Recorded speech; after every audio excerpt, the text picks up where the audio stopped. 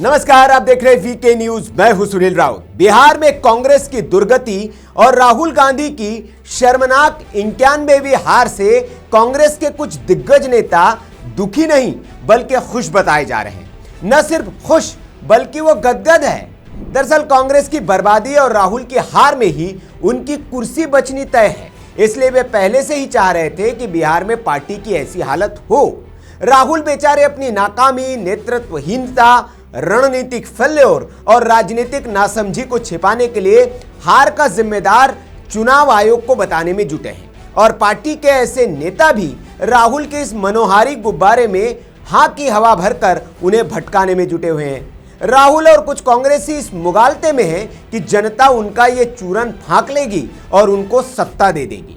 कांग्रेस और राहुल पार्टी को मजबूत करने के बजाय अर्थहीन मुद्दे उठाकर एनडीए और खासकर बीजेपी को और मजबूत कर रहे हैं। बीजेपी नेता भी खुश है कि राहुल जब तक है तब तक वे उनके स्टार कैंपेनर बनकर उनके लिए चुनावी मैदान में प्रचार करते रहेंगे और उन्हें ऐसे ही आसानी से जीत मिलती रहेगी। खैर, अब आते हैं खबर पर। कांग्रेस को बिहार में इतनी सीटें मिली है कि टैली में खोजने के लिए मैग्नीफाइंग ग्लास का इस्तेमाल करना पड़ रहा है। देश की सबसे पुरानी और राष्ट्रीय पार्टी का ऐसा हाल देखकर ऊपर से नेहरू, इंदिरा और राजीव गांधी की आत्मा भी तड़प रही होगी कि हे भगवान, हमारे वारिसों ने पार्टी का क्या हाल कर दिया है। इनसे बेहतर तो ओवैसी कर ले जा रहा है। पार्टी के इस बेहद बुरे प्रदर्शन ने राहुल और गांधी परिवार को बैकफुट पर धकेल दिया है। गठबंधन के बीच राहुल और कांग्रेस की स्वीकार्यता अब सवालों के घेरे में है। लगातार मिल रही हार पर हार ने गठबंधन के साथियों को सोचने पर मजबूर कर दिया है कि राहुल को साथ लेकर कहीं वे गलती तो नहीं कर रहे हैं।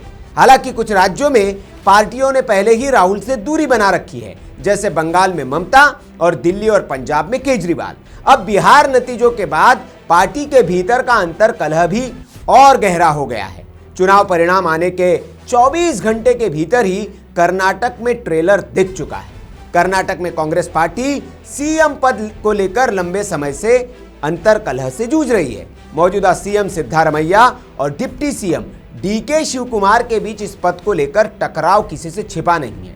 शिवकुमार कैंप का दावा है कि 2022 में राज्य में मिली जीत के बाद सीएम पद को लेकर 2.5 साल का फॉर्मूला तय हुआ था। यानी पहले 2.5 साल सिद्धारमैया और फिर बाद के 2.5 साल डीके शिवकुमार सीएम रहेंगे।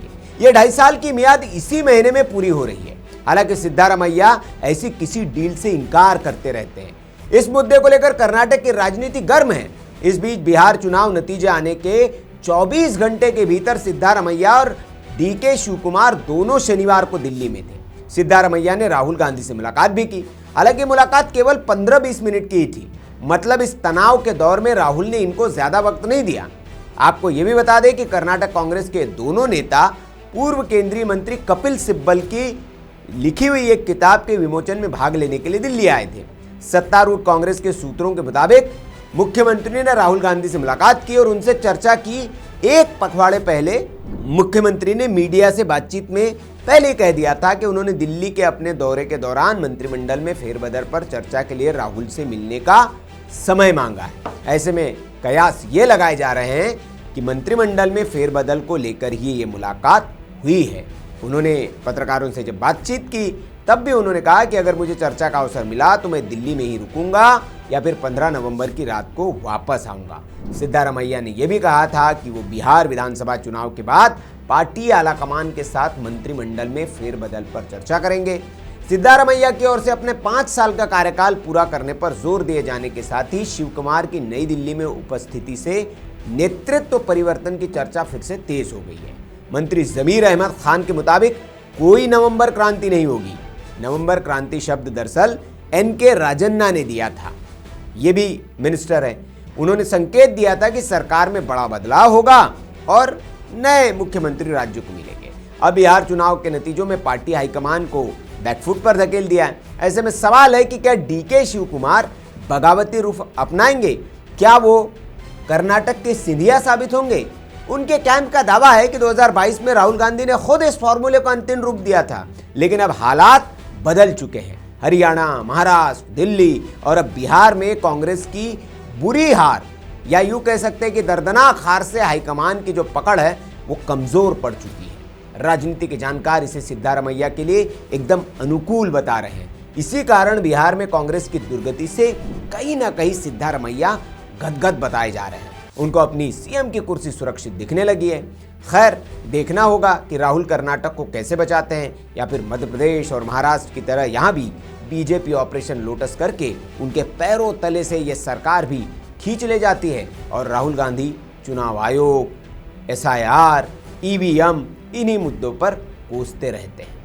अपनी राय आप कमेंट बॉक्स में जरूर दें, और कांग्रेस पार्टी के लिए एक उनके शुभचिंतक होने के नाते कुछ अगर संदेश देना चाहते हैं तो कमेंट बॉक्स में वो भी लिख दें। और ऐसी खबरों के लिए आप अपने चैनल को सब्सक्राइब कर लीजिए अगर नहीं किया है, और देखते रहिए VK न्यूज़।